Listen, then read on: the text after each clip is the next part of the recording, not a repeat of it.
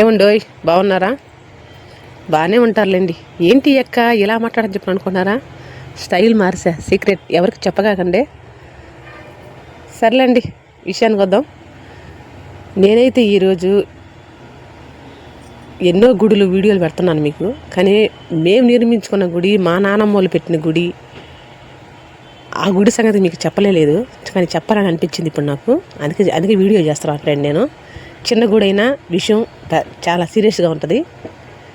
ఏనండి ఫ్రెండ్, ప్రతి మనిషికి ఒక సమస్య ఉన్నట్టే ప్రతి గుడికి ఒక చరిత్ర ఉంటుంది. అలాగే మా ఈ చిన్న గుడికి చిన్న చరిత్ర ఉంది.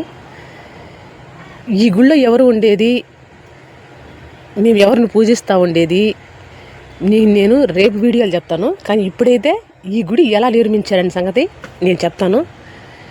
మా నాన్నమ్మకి కళ్ళలో కనిపించి చెప్పారంట,